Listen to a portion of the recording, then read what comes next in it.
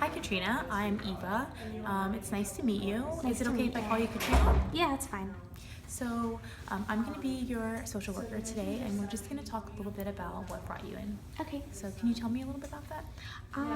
Basically, I live in a really nice neighborhood, so I'm not really sure why I get so nervous, but I'm always scared that someone is going to break into my apartment, and like I have two cats at home, and I live by myself, and I'm just really nervous that someone will break in and hurt like me or the cats, or like only the cats when I'm not home. So like I'm always like checking the apartment door because like I don't know, I always want to make sure it's locked, and even though like I'll know it's locked, I'll like just keep checking it anyway just because I get so nervous.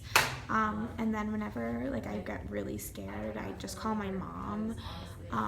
But recently she's been like concerned more because she works like full time, and then I'm always calling her, and they're usually pretty long conversations, so it's really my mom who wants me to be here. But I'm not really sure why I get so scared, but I've just been really nervous lately.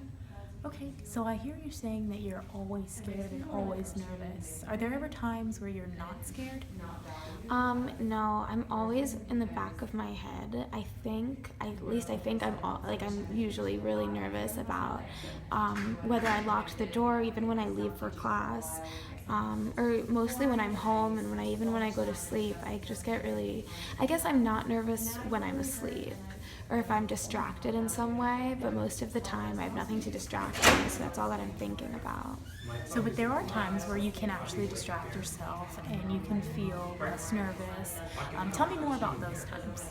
I guess if I'm like spending time with someone else, like if I'm like with a friend or with someone who I know will like help me, if or like someone who's stronger than me, I guess those times I don't really get nervous. Or if I'm on the phone with my mom, I don't get nervous. Even though she's like 7 hours away in West Palm Beach, I still feel like I'm safe, that she's like can hear me, and that I'm okay.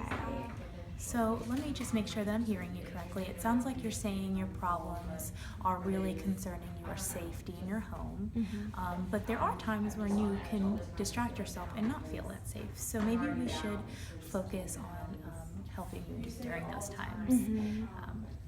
Can you tell me what it feels like when you're scared? I just like my imagination just goes wild, and I start like thinking of like possibilities of what could happen. I like break out into a cold sweat. I get super nervous. I'm like always wondering like where in my apartment my cats are, if everything is safe. Like I'll just stand by the door to make sure no one's coming in, even in broad daylight. Like I don't understand why really.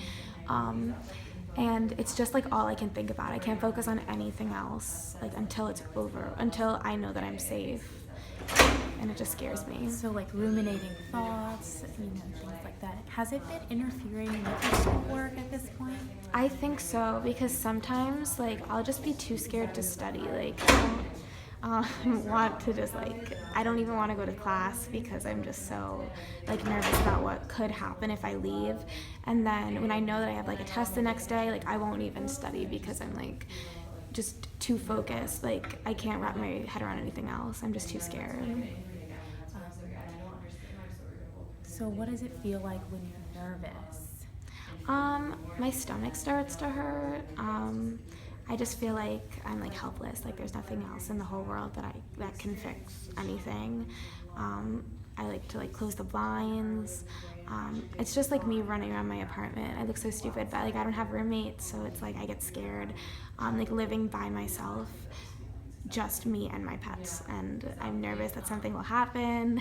And That's gonna totally make it end too, of course. Okay, so I definitely can see that you have a lot of points in your times where you can act out all your nervousness and your anxiety. You mentioned you weren't sleeping. Are you having trouble falling asleep? Yeah, it's usually just trouble falling asleep. It'll be like I'll stay up for like hours on end, and then when I finally do go to sleep, I'll be calm and I won't be thinking about anything. But like if I have like a single nightmare or like just like a thought or something, and I wake up suddenly, and it's like everything is like ruined from there.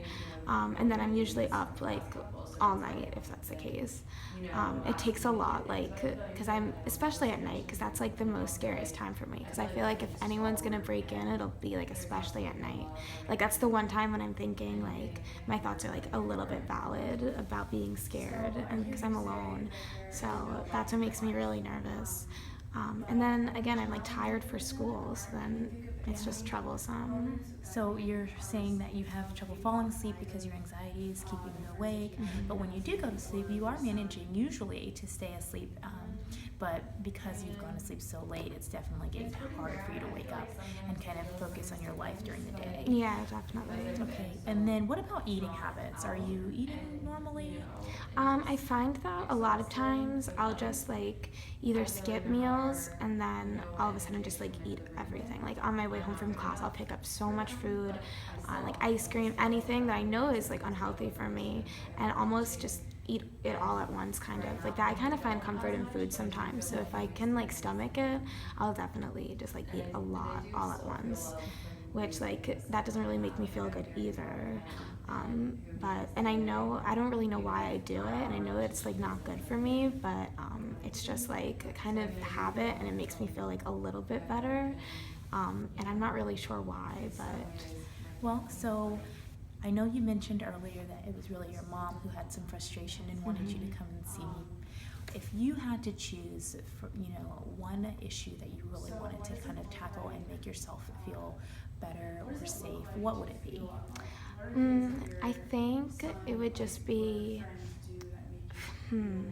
that's kind of hard. I think just feeling more secure in general, like being able to go home, get my schoolwork done, and not have to rely on my mom. I think that's the number one thing, is not, because I really am like disrupting her life and her work. Like she works from home and I'm constantly calling her because I know she's there. And then it would just take like a weight off of my shoulders. Like I would feel a lot less guilty if I wasn't always like calling my mom being like, I'm nervous, like I don't know what to do.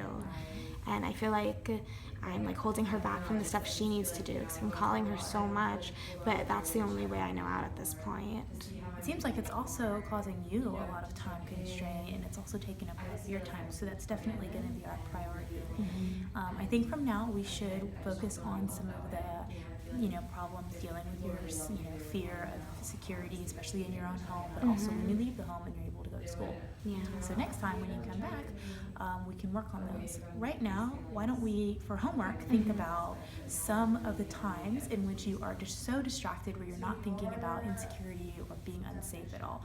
What are the times, and you can just kind of make a quick list, what are the times where you feel like you're most at ease? And just write a list of, say, 5 things. Does that sound like something you could do? Yeah, I think I could do that. Okay, thanks. Thank you.